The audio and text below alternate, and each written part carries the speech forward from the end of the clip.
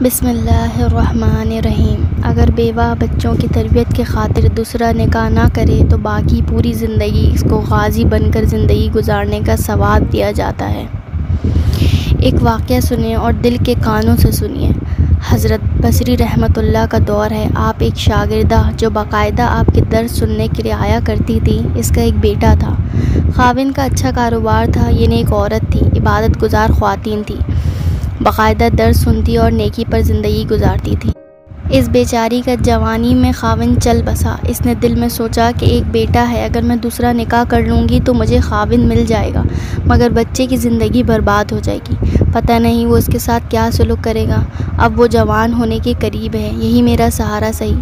لہٰذا یہ سوچ کر ماں نے جذبات کی قربانی دی۔ ایسی عورت کے لیے حدیث پاک میں آیا ہے کہ جو اس کی طرح اگلی شادی نہ کرے اور بچوں کی تربیت و حفاظت کے لیے اسی طرح زندگی گزارے تو باقی پوری زندگی اس کو غازی بن کر زندگی گزارنے کا ثواب دیا جائے گا۔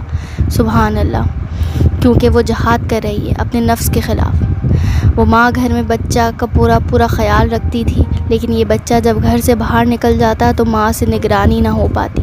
اب اس کے پاس مال کی بھی کمی نہیں تھی، اٹھتی ہوئی جوانی بھی تھی۔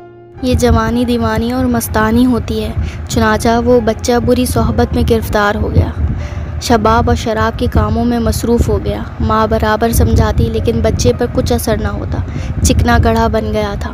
وہ ان کو حضرت حسن بصری رحمۃ اللہ کے پاس لے کر آتی۔ حضرت بھی اس کو کئی گھنٹے سمجھاتے، لیکن اس کا نیکی کی طرف دھیان ہی نہیں تھا۔ کبھی کبھی ماں سے ملنے آتا، ماں پھر سمجھاتی اور پھر اس کو حضرت کے پاس لے جاتی۔ حضرت بھی سمجھاتے، دعائیں بھی کرتے، مگر اس کے کان پر جوں تک نہ رینگتی۔ حتیٰ کہ حضرت کے دل میں یہ بات آ گئی کہ شاید اب اس کا دل پتھر بن گیا ہے، مہر لگ گئی ہے۔ ماں تو بہرحال ماں ہوتی ہے، دنیا میں ماں ہی تو ہے جو اچھوں سے بھی پیار کرتی ہے اور بروں سے بھی پیار کرتی ہے۔ اس کی نظر میں تو اس کے بچے ہی بچے ہوتے ہیں، ماں تو ان کو نہیں چھوڑ سکتی۔ باپ کہہ دیتا ہے کہ گھر سے نکل جاؤ، اس کو دھکا دے دیتا ہے، مگر ماں کبھی نہیں کہتی، اس کے دل میں اللہ نے محبت رکھی ہے۔ چنانچہ ماں اس کے لیے پھر کھانا بنا کر دیتی، اس کے لیے دروازہ کھولتی اور پھر پیار سے سمجھاتی، میرے بیٹے نیک بن جا، زندگی اچھی کر لے۔ اب دیکھیں اللہ کی شان کے کئی سال برے کاموں میں لگ کر اس نے صحبت بھی تباہ کر لی اور دولت بھی تباہ کر دی۔ اس کے جسم میں بیماریاں پیدا ہو گئیں، ڈاکٹر نے بیماری بھی لا علاج بتلا دی۔ اب اٹھنے کی بھی سکت نہیں رہی اور بستر پر پڑ گیا، اتنا کمزور ہو گیا کہ اب اس کو آخرت کا سفر سامنے نظر آنے لگا۔ ماں پھر پاس بیٹھی ہوئی محبت سے سمجھا رہی تھی، میرے بیٹے اب تو نے جو زندگی کا حشر کر لیا وہ تو کر لیا، اب بھی وقت ہے تو معافی مانگ لے، توبہ کر لے، اللہ تعالیٰ گناہوں کو معاف کرنے والا ہے۔ جب ماں نے پھر پیار و محبت سے سمجھایا، اس کے دل پر کچھ اثر ہوا۔ کہنے لگا کہ ماں میں کیسے توبہ کروں، میں نے بہت بڑے گناہ کیے ہیں۔ ماں نے کہا بیٹا حضرت سے پوچھ لیتے ہیں۔ کہا امی میں چل کر نہیں جا سکتا، آپ اٹھا کر نہیں لے جا سکتی، تو میں کیسے ان تک پہنچوں؟ امی آپ ایسا کریں کہ آپ خود ہی حسن بصری رحمۃ اللہ کے پاس جائیں اور حضرت کو بلا کر لے آئیں۔ ماں نے کہا ٹھیک ہے بیٹا میں حضرت کے پاس جاتی ہوں۔ بچے نے کہا کہ امی اگر آپ کے آنے تک میں دنیا سے رخصت ہو جاؤں تو امی حسن بصری رحمۃ اللہ سے کہنا کہ میرے جنازے کی نماز وہی پڑھیں۔ چنانچہ ماں حضرت حسن بصری رحمۃ اللہ کے پاس گئیں۔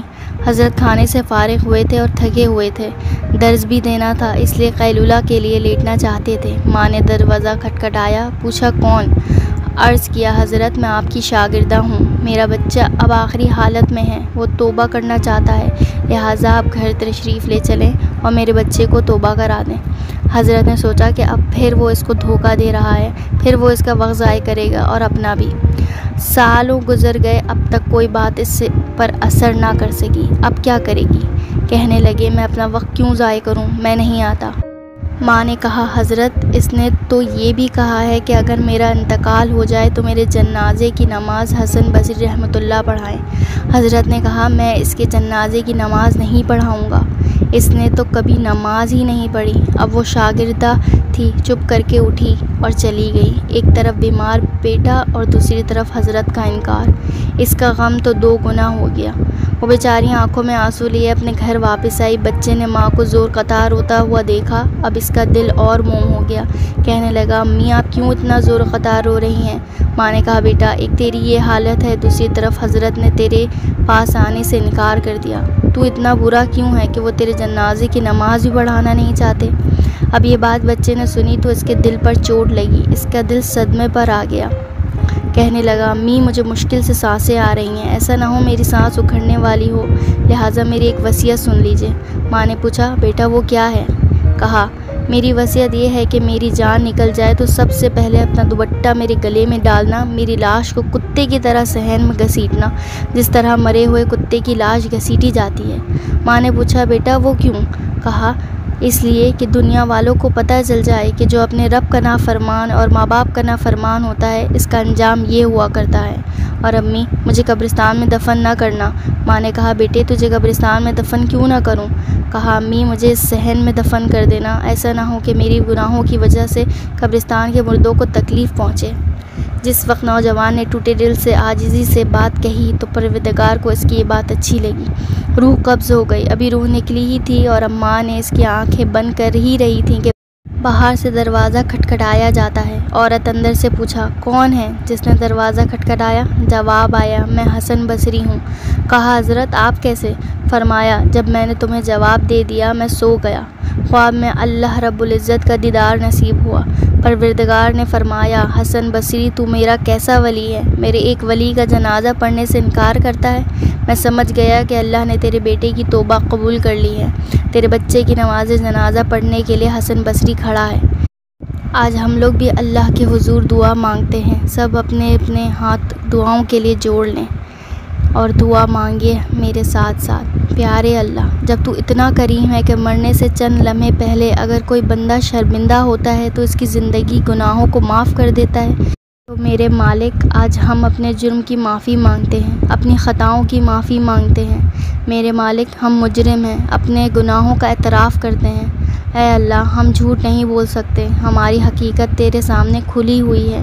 میرے اللہ ہمارے گناہوں کو معاف فرما دیجیے، ہمیں تو دھوپ کی گرمی برداشت نہیں ہوتی ہے، اللہ جہنم کی گرمی کہاں سے برداشت ہوگی؟ اے اللہ ہماری توبہ کو قبول کر لے اور باقی زندگی ایمانی، اسلامی، قرآنی بسر کرنے کی توفیق عطا فرمائے، آمین۔